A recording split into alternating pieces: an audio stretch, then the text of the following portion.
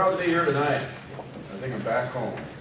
This is George Fox College. I graduated here in 1971. And when we had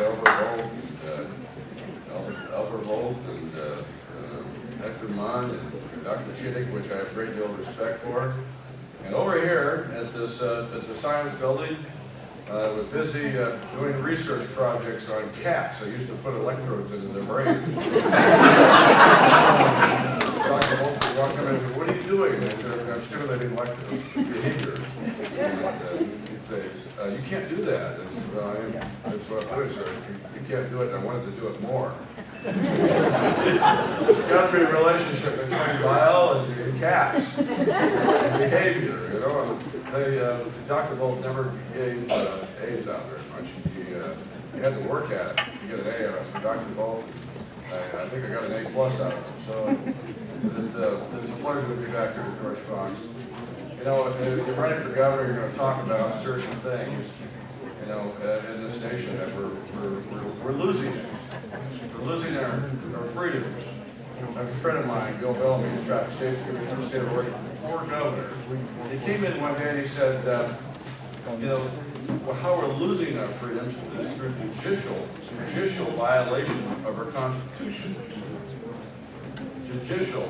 Jeff Grossman, you would agree with that, wouldn't you? Slowly taking our freedom away. They're stealing them from us, ladies and gentlemen. They're stealing them from us. And they're stealing our first principles from us as well. What is the first principle in this country? We had 27 pastors help put that Constitution together. Their first principle is God. First principle is God. And everything rotates around God and those freedoms. That there's spiritual stuff within this Constitution that the liberals have been, for 100 years, been trying to take God out of our Constitution. Now, you don't know me, but I tell you, I not only did I go to George Fox, I went from Benson Tech to Portland, and went in to serve in the military. I did a kind of a Good Morning Vietnam thing on an aircraft carrier, and we fought communism that became later on socialism, that become later on liberalism, and finally it's in every part of our government. The government didn't say that we were supposed to prosper government. That people should prosper. That people should prosper in this country. And from prosperity comes freedom. I'm going to talk about some things tonight. For the short time I have, we talk about communism and war and those people that died over there in Vietnam. And they died for a reason, and one of the reasons I'm running for governor because they died for that freedom, and I'm standing up and fighting for those guys that are dead. I have a responsibility to do that. How many people here, raise your hand, served in this country, served in the military? Look at the hands out there.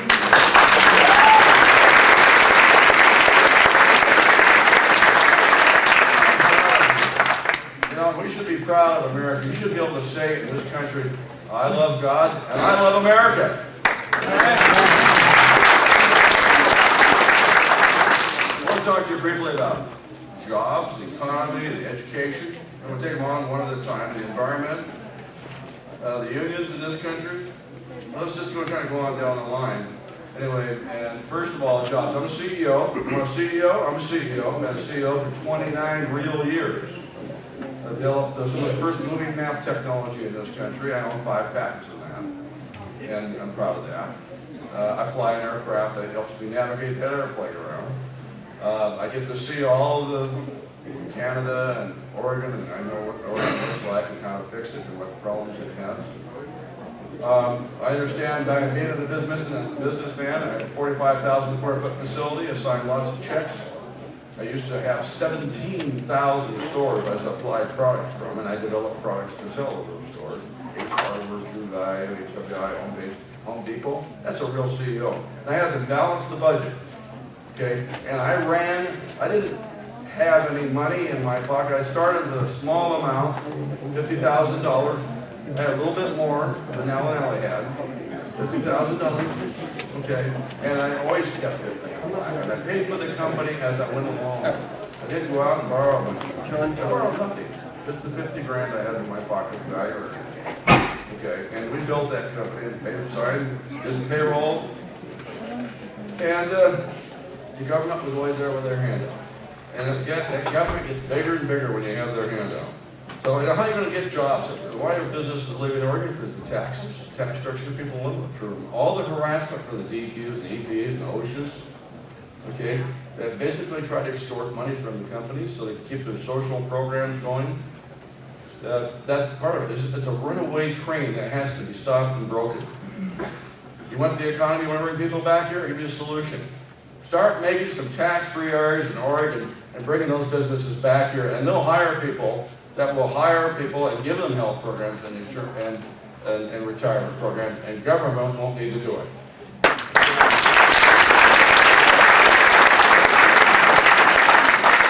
55,000 employees with the best retirement programs and health programs and insurance programs you can possibly imagine. We need to make transparency. I propose as governor, I would make those wages transparent. If you saw how much money some of these administrators were getting, you would be shocked and you would be angry, and I'm angry here tonight. I'm angry for you. As governor, I'm going to go out there and fight for you. Ladies and gentlemen, and we have to win this war for our children. I'm an ex-school teacher. After I left here and went over to Western Oregon State College, I taught math, science, and physics over at Greenleaf Friends Academy. You people here at George Fox know over at Greenleaf Friends Academy, don't you? Anyway, and we barely got paid sometimes. They had to take collections to get our pay. I think that the people out there, the young people out there today, need vouchers. They should have vouchers. Why should these teachers, people on that ad, be able to get some kind of a guaranteed program other than what the normal population gets? The same on business. Why should public employees unions get more than a standard business like myself get? And why should we have to go $60 billion in debt? If I'm elected your governor, you're not going to hear this from any other candidates. I'm going to do everything possible. There are many states in this union that are non-union. Non-union for their state employees. I want to make this state a non-union state.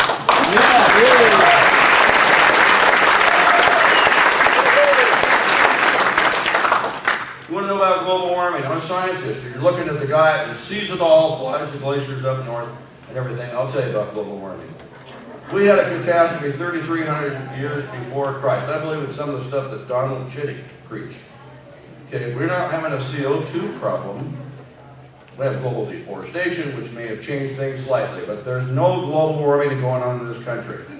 We are gradually going back to a state that we were at thousands of years ago, before we got hit with a glacier. And today we're going gradually back. And we used to have, believe it or not, redwood trees up north of on Iceland, north of Iceland. And if you go back, you'll see some of this stuff.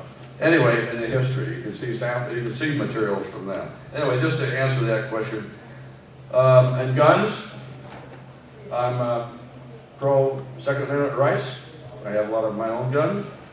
I have a couple of airplanes, one with rocket launchers underneath it.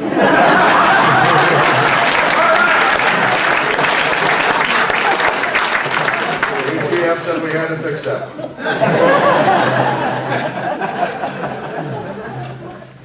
Anyway, I'm proud to be here tonight. I'm an American. Don't be afraid to say, I love God. I love America. God bless America. And I'm William Ames Curtright, and I'm running for governor.